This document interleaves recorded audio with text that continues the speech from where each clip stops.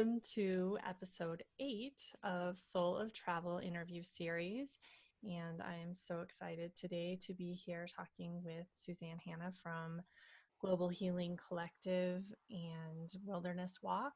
And I'm really excited because this conversation is going to be a little bit different than some of the ones I've already had because while you're not really in the travel industry per se, travel is a big part of many of the experiences that you create.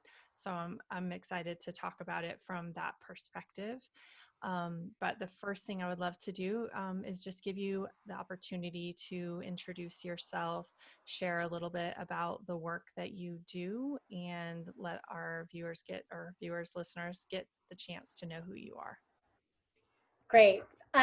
So many things. Yes, travel is a huge, huge, huge, huge part of what I do. But for those of you who don't know me, I'm Suzanne Hanna. I am the founder and creator of the Global Healing Collective, which is a nonprofit organization that supports the evolution and the amplification of leadership.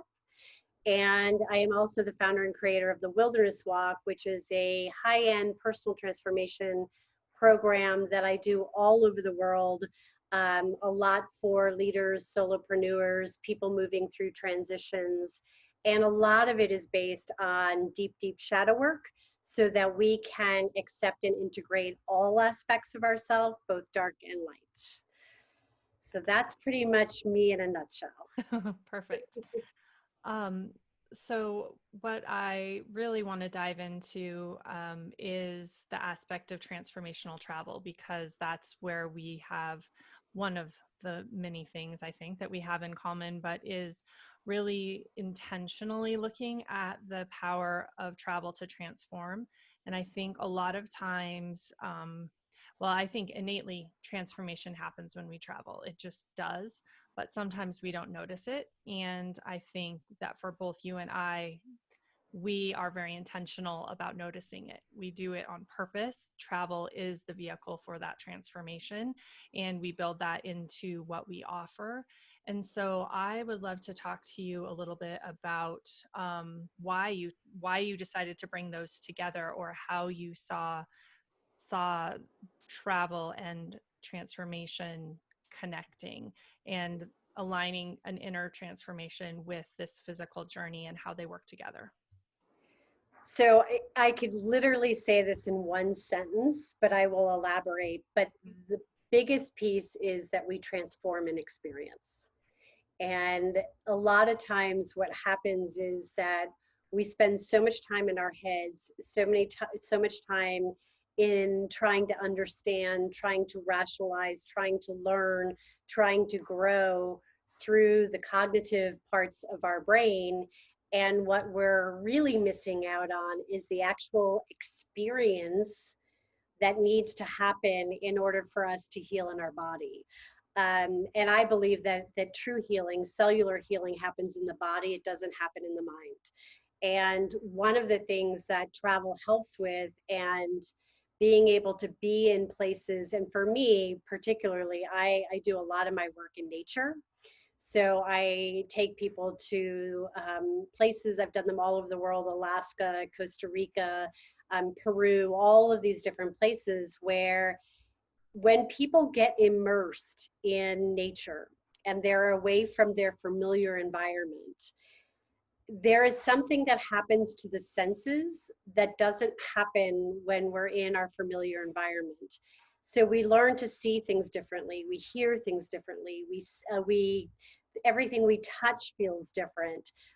So when our senses are more alive, so is our body, and when our body is more alive, so is our ability to heal. And so for me,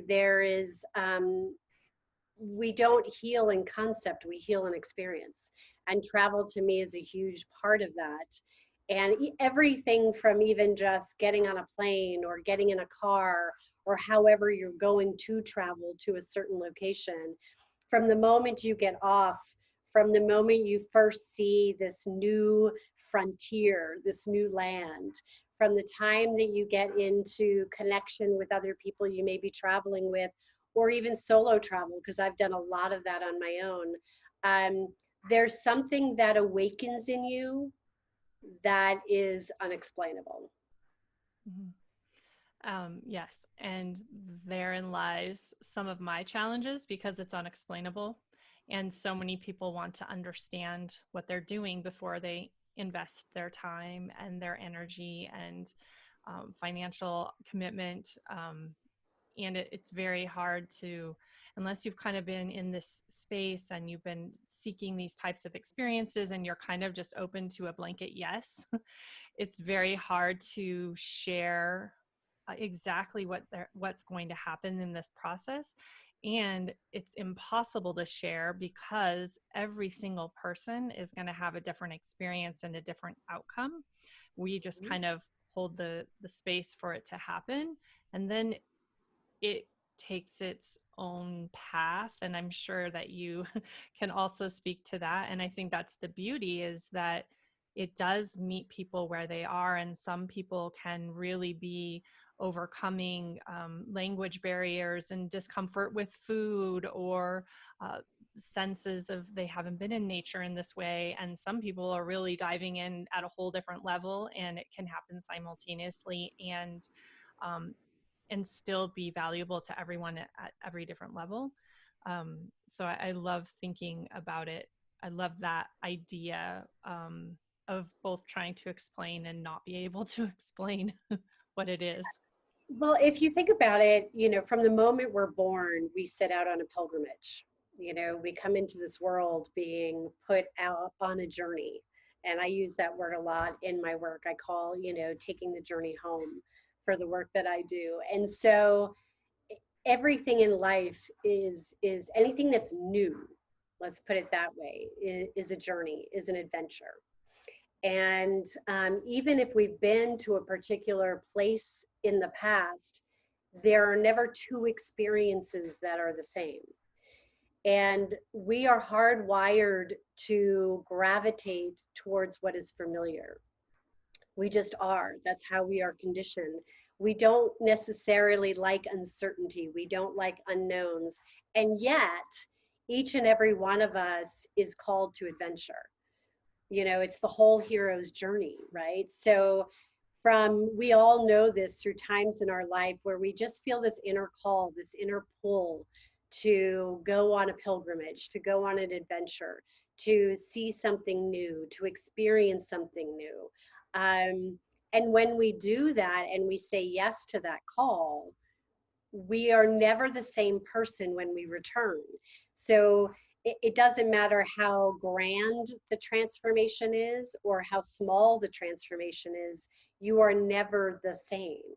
And what I tell people all the time is that if you're feeling a nudge, if you're feeling a call, if you're wanting or seeking change, if you're wanting or seeking adventure, if you're willing to go out of your comfort zone, you're willing to take a risk, um, it pays off in spades. Because at the end of our lives, when we look back over the course of our journey, from the time we were born till today, we don't remember the cognitive experiences. We remember the physical ones. We remember the times that, we held a child for the first time. We remember the experience of, riding a horse for the first time. We remember, seeing a new land for the first time. And so what I say to people all the time is that if your life is not pickled with adventure, then you are missing out on a huge part of what it means to be alive and to say yes to these adventures and yes to journeys and yes to transformation. We are here for one purpose and one purpose only, and that is the evolution of our soul. Our soul doesn't evolve if we stay only in what is familiar and what we know. So to me, yes, it's unexplainable. And yet we have all been in that place where we just feel called to something new. Hmm. Oh, there's so many good things in there that I'm like, oh, what about this and this? One, I love that I just had this reflection on the word adventure, and it's one of my values. And I remember the first time I did a values exercise and that popped up, and I thought, well, of course it is, because I travel, and actually I love adventurous travel experiences. But when you think about it, it's um, adventure is just kind of this other word for exploration, and immersing yourself in the world. And so that kind of opened a new door for me, so I appreciate that. And also thinking about, I think when you start thinking about journey, which is another one of my very favorite words as well, I feel it's so much more powerful, and it includes not just travel, but the whole process of being aware, having the call. All of that is a part of the journey. Finding the actual trip that you're going to take, and then what happens after is the journey, and it's the journey within your journey. So I love that word as well. And I also think then when we start thinking about it through that lens, then we can look at how we can bring that into our daily lives, which for me is really important. That's what I would love for people when they travel, to be able to take what they've experienced and incorporate it. But then right now, where we can't travel as easily as we would like, I'm often thinking about, okay, what is my community getting from the actual travel experience, and how can we pull that back? So if we start thinking about transformation and adventure in that way, it can be anytime we leave the door. It can be when we're not leaving, because we're not leaving. I mean, we can still be on an adventure, we can still be seeking transformation. So it just opens the door to so much possibility with that. And I would love to hear what that says for you. Oh my God, I literally could write a book about this. So, the moment we wake up and open our eyes, we are on an adventure. And one of the biggest pain points that I hear from people over and over and over again is that they just feel like they're going through the motions. Like life has become very routine. Life has become very, hard. I hear that word a lot. It's very hard. And one of the greatest gifts from Thich Nhat Hanh and a lot of the Buddhist traditions is this concept of doing anything through our senses brings us aliveness. So if you think about this, I'm going to use something very mundane like doing the dishes. You're doing the dishes. How often do you actually stop and feel the water? How often do you actually take an appreciation in the transformation of a plate that goes from dirty to being clean? How often do we look out the window while we're washing the dishes and we see a hummingbird? How often do we take a moment to smell the scent of the soap that we're using? Now, if you think about that, most of the time we're going through life without any connection to our senses, without any connection to our body. And we're just kind of mindlessly doing the dishes, and we're mindlessly vacuuming, and we're mindlessly doing this and that. And we're really missing out on the gift of every single opportunity. So every single thing could be an adventure, could be a journey, could be a transformation if we see it that way. And one of the things that I know from the people that I work with is that when they start to live their life from that place, everything externally begins to shift. So we don't look at things the same way. We don't see things the same way. And even sometimes something that's very mundane cannot feel so mundane when we look through this different lens. And it takes practice, because we are hardwired not to live life through our senses. Because if you think from our childhood, children are very sensory oriented from the time that they're born. And what happens is our senses begin to numb over time because of trauma.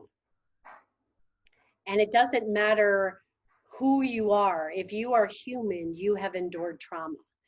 And so over time, what happens is our senses become more and more dull because we go into a place of self protection. And this is why, as we go into adulthood, we look at everything from a place of, is this safe? Am I going to be okay in this situation? And our brain creates the conversation that our senses can actually create pain, can create hurt. And we have to work on reprogramming that information so that we don't have to shut down. We don't have to live a very small and contracted life.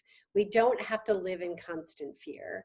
And we can see everything from a whole different perspective. But that's just the way that we are, and it happens unconsciously. We're not even conscious that we're doing it. Our senses begin to numb probably somewhere around the age of 9 or 10, and earlier if you've endured significant trauma.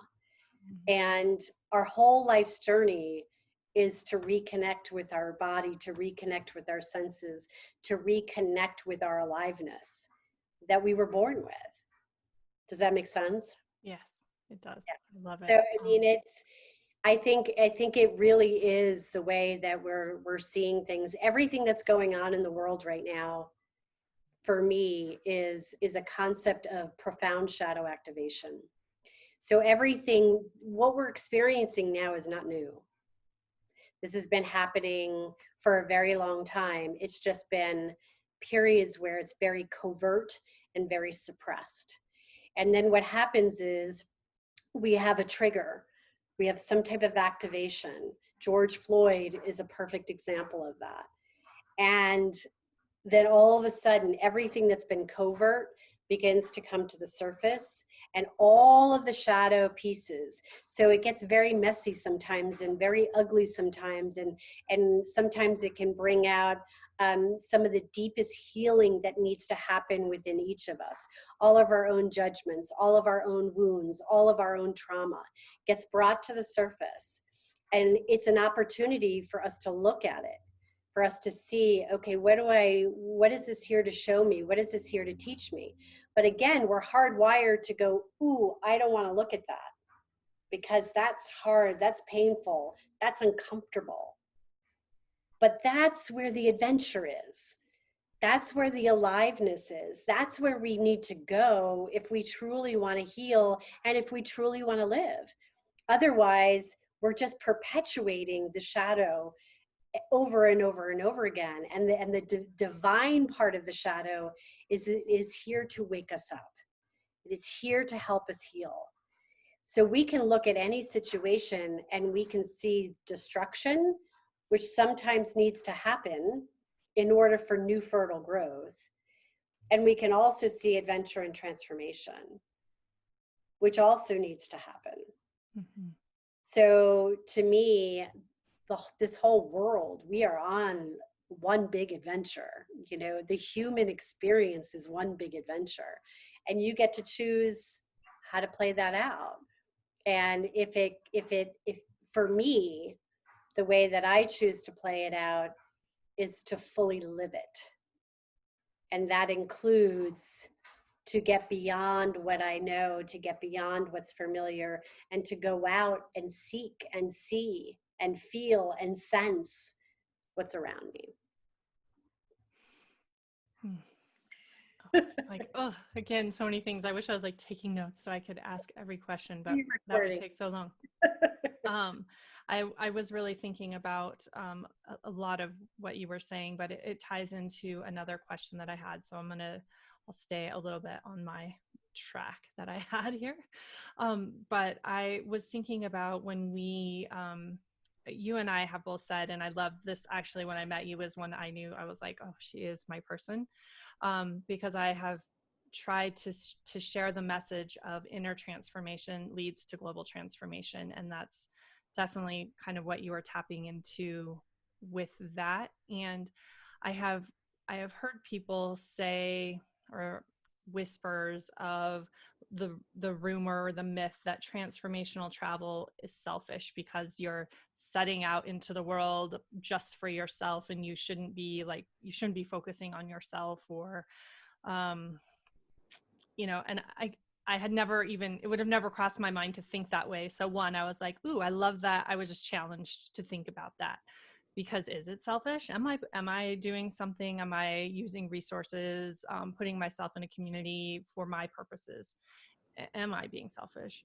And then, of course, then I started to think about that phrase of inner transformation leads to global transformation, and really knowing that what I'm doing is anything but selfish, that it's how I express my commitment to bring more light to the world, and that when I have this personal experience, it will ripple out and it shows other people how to do that work, and it shines a light on them, and it allows for us to then have the space to come and rise together. And I know that through the Global Healing Collective, that's it, right? That we come together to do the work we do together, and everyone does it in their own way, but it's one piece of the puzzle. And when we connect the pieces, I mean, that's what we want, right?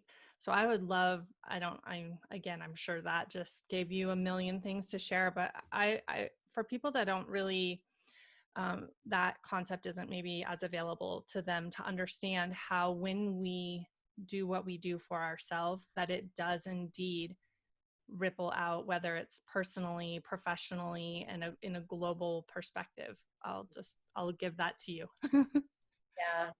Yeah. Again, there's so much here. So I have transformed the word selfish to self-full. Mm. And, we all know the metaphors and the things that we say. Well, you can't, put your own oxygen mask on first before for anyone else, or you can't serve from an empty cup. We've all heard these metaphors, and they're there because they're true. Again, I'm going to go back to, because so much of the work that I do is about inner transformation for the purpose of external transformation. But we cannot, your internal landscape, let me put it this way, the external landscape is a reflection of the internal landscape. So a lot of times, again, through our childhoods, we get conditioned, we get taught consciously and unconsciously to put our needs last. Take care of other people. I mean, unless of course you're sociopathic and it's a whole nother story, but we're conditioned to put other people's needs before our own. And this is true for both men and women, but I think it primarily hits women.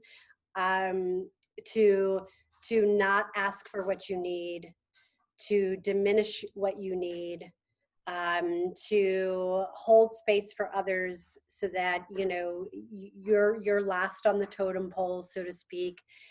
And what ends up happening over time, and everybody has experienced this, me included, what happens over time is we get burnt out, we get overwhelmed, we lose ourselves, we lose what's important to us. We begin, I was talking about this with somebody yesterday. For anyone who's ever saw the movie, The Shawshank Redemption, it's one of my favorite movies. And there's a line in that movie that says, we either get busy living or we get busy dying. And I think what happens through our life is that we're more focused on dying than we are on living. And we don't live by acquiescing our own inner transformation, acquiescing our own needs, acquiescing what's important to us and what truly matters, acquiescing our energy and our internal resources. What actually builds is resentment. And when we build internal resentment, it becomes global resentment. Hello, turn on the news, right?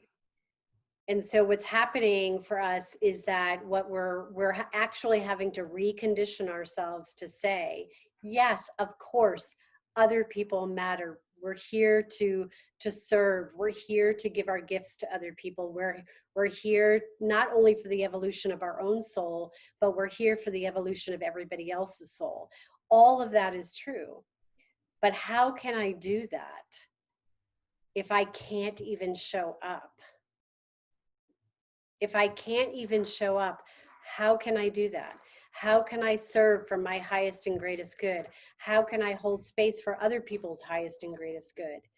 And so we really got to look at, from the deep core level, all of these feelings of unworthiness, all of these feelings of I'm not good enough, all of these feelings of my needs and my feelings and everything that goes on inside of me doesn't matter. We have to really look at this. We have to heal it, because if we don't, we're going to perpetuate it. That's what's happening right now. And so we have to look at this, because hurt people hurt people. It's just a fact. And so my number one job, and I believe everyone's one job in this world, is to heal themselves first, so that they can be a conduit to help to guide and heal others. And if I am functioning from a very wounded place, from a very depleted place, then I am more likely going to wound other people, even if I'm doing it unconsciously. So to me, when I hear people say, oh, I can't take that trip, that's selfish, or I can't, the biggest thing, Christine, that really gets me is when people feel they cannot spend money on themselves or resources on themselves. I got to save that for, my kids' thing. I got to save that for a rainy day. I got to save that in case I have to put my parents XYZ. And so we're always putting off, and we're never giving to ourselves. But I will tell you, I know mothers and fathers out there, the moment their kid needs something to help them on an emotional, mental level, doesn't matter how much money it costs.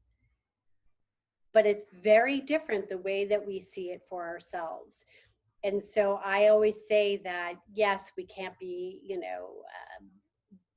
we can't go into something like this mindlessly, or just not look at our greater resources. But we need to really look at how we are very conservative on how we support financially, emotionally, and otherwise our own evolution. Does that make sense? Mm-hmm. Oh, every time you finish, I'm like, okay, let's just sit and be quiet for a minute. Yeah. Um, yeah. Yes. I'm like, I don't know. There's so much there too. I'm going to first just go back to again, this is where we're just like soul sisters. I reinvented selfish to self-full as well. And I definitely see the difference in that mind shift. And you can be doing the same action and with resentment and saying, oh, I'm doing this for myself. I'm so selfish. I can't believe I'm pulling away my time, my resources, whatever, from whatever else. Or I'm self-full and I'm nurturing myself, and I'm giving to myself so that I can continue to give. I think that's really important, really powerful awareness for people. And it's the same action. It can be the same action, but it's just how you are embracing it.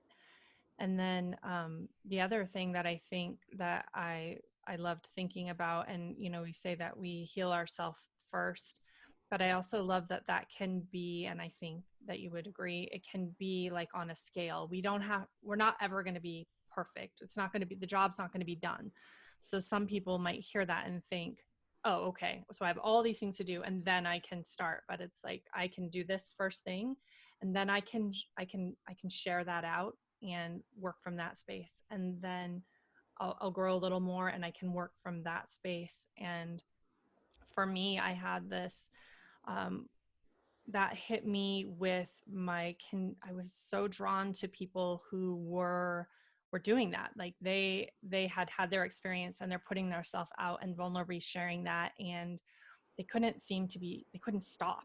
Like I just was like, what are they doing? Like they're showing their flaws, they're doing it on purpose, they can't seem to stop, like they're addicted to it. And I'm like, what is that all about? That's terrifying. They shouldn't do that. Don't they know they should be hiding?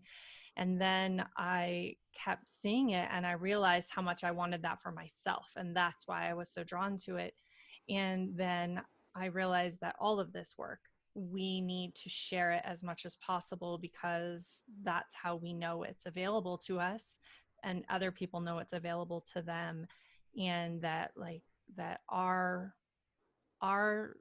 shame and grows other people's shame, and our pain grows other people's pain when we leave it there. And when we let it out, it just kind of dissipates. And like our truth like shows you your truth. So we have to do it together. Like it is your own work, but it isn't your own work, I guess. I think that makes sense. So I really, that shared human experience, I think I would love to go back to that, because I think that's what both of our travel experiences offer people, is that the individual within the collective, like we are doing this work, but we're sharing it. And so I might never have been able to see this in myself, but when I see you going through it and accessing it, then I realize either that's for me or it isn't for me, but it's an awareness either way. So for people that aren't familiar with wilderness walk, what those experiences are like, maybe we can pull some of that in so people can have a better understanding of with the travel and the group work, what that looks like and feels like for people. Yeah, so you touched on something very big, which is that our emotions are the human equalizer. So it doesn't matter how much money you have, it doesn't matter what skin color you have, it doesn't matter. Um, we've all experienced pain, yes, in different forms, yes, in different ways. We all have had, our wounds are not the same in the way that they get inflicted, but there's nobody who's been on the human experience who hasn't had heartbreak. There's no one on the human experience who hasn't felt loss. There's no one on the human experience who hasn't felt rage or anger. And so it is an equalizer in many, many ways. And so the wilderness walk, the reason it all started from my own personal journey. I hiked 1,000 miles across the country with my dog, and I went with the intention of facing fear. But what I didn't know was that I was not only going to face fear, but I was going to face every other shadow emotion that I had. I faced shame and anger and self-doubt and grief and you know uh, all of the things that basically I had spent a lifetime running from. And again, we do run from these emotions because they're uncomfortable. So one of the things that I learned to be true, not only personally, but with every person I've ever worked with and coached, is the fact that the only way to really truly heal at a cellular level, and the only way to experience some level of internal freedom, is by being willing to turn and face all of the things that we have run from. And so for me, when we can face those things, that when we can build a relationship with those things, when we can allow those things to be seen and heard. And the reason I do wilderness walks in small groups is because there is a power in being witnessed. Brene Brown has a saying that shame can't live in the light. So when we expose it and we have the power of being witnessed, there's this incredible transformation that takes place where we get to look at, oh, okay, so I thought I was alone in all of this, but I'm really not alone in all of this. And there's this human equalizer that begins to happen, which helps to dissipate the otherness or the differentness, the lack of belonging, if you will. And we get to say, oh, okay, I'm human just like you. And one of the reasons why I share vulnerably in my work, and I appreciate other people who share vulnerably in their work, is because there is no hierarchy on this planet. You know, we've created that through our own egos, but at the core soul level, there is no hierarchy. You know, it's the whole concept of namaste, right? The spirit in me sees the spirit in you. And so, what we're really looking to do is, as I begin to heal, you know, courage is contagious. You know, so when I step up in courage, it was the whole intention behind the Me Too movement. You know, when one person steps up and says, Me too, and then another person steps up and says, Me too, and that begins to have a ripple effect, then all of a sudden we have hundreds and hundreds of thousands of people standing up and saying, Me too. And I think that that's what we need. We need to be able to step in and embody courage so that other people can step in and embody courage. And there isn't anybody who hasn't been through my work who wouldn't say that they were able to see themselves really for the first time in a through a very raw and vulnerable lens. And when we can bring compassion to those parts of ourselves, we have the capacity to bring more compassion out into the world, more compassion to each other. So for me, it is an extension of internal excavation leads to external excavation, and we have to excavate in order to recreate. You know, everything that's happening right now with the coronavirus, you know, people are talking about, well, what is the new normal going to be? What is the new normal? And I'm going to go full circle back to adventure. Yesterday is gone. Today, this moment, me and you having this conversation is the only thing that is happening in this moment with me and you. Tomorrow hasn't come yet. But the truth of the matter is that we have to get to a place where more and more of us are willing to really look deeply. And one of the ways that we can do it, there is no new normal. When you go on an adventure, when you say yes to something, you change. And you might change this much, or you might change this much, but you're different. Every experience creates something new within you. And so, yeah, I feel very passionate about this. To me, this is my life's work and my life's path in every way, shape, or form. You know, there's this old saying: if you had one thing you could shout from a mountaintop, what would it be? And my one thing would be to make friends with your shadow, so that you can come to a place of complete self acceptance, so that you can then accept and help others in their soul's evolution. Um, so that's pretty much it. Again, I'm like, um, yeah, what I would love to think about from what you said, just because this is what stuck for me. I mean, so many beautiful things and true things, but I was thinking about for me when I started Lotus Sojourns and really wanted to connect with other women around the world and to see each other and share space. I didn't I didn't really know why, other than I kind of knew I just will.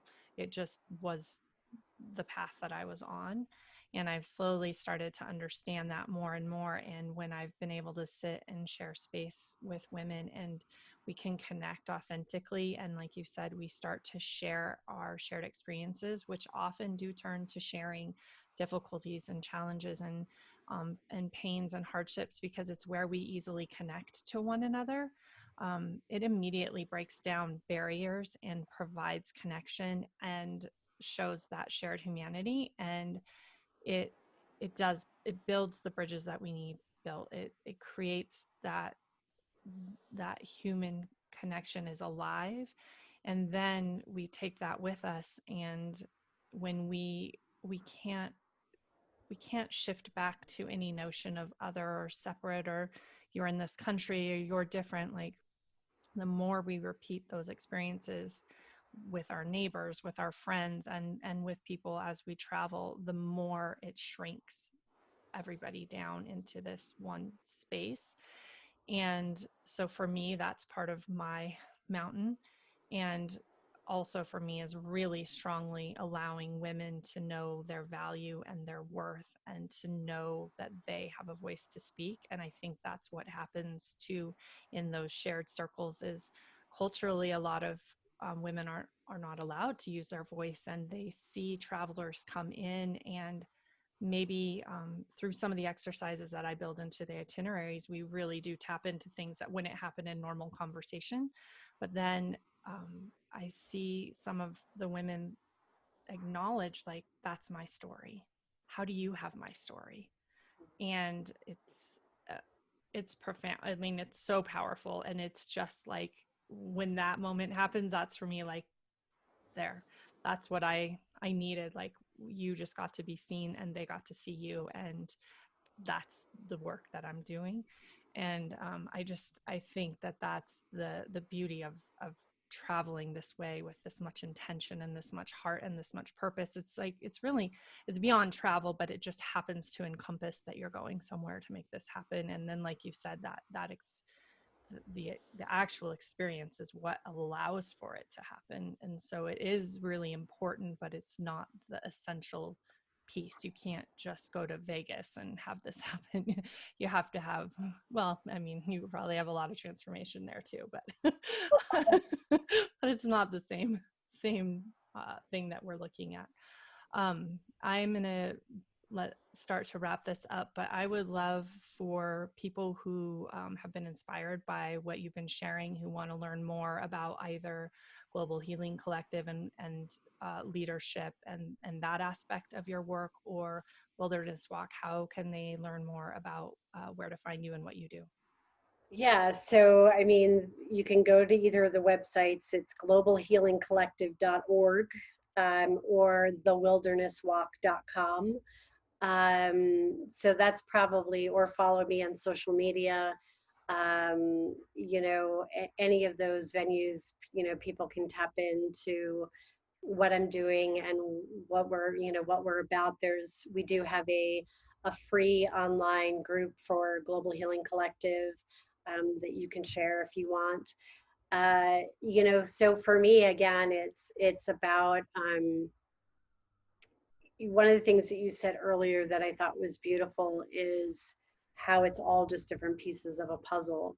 And what we know to be true about puzzles is that when there are missing pieces, the full vision, the full puzzle doesn't fully make sense.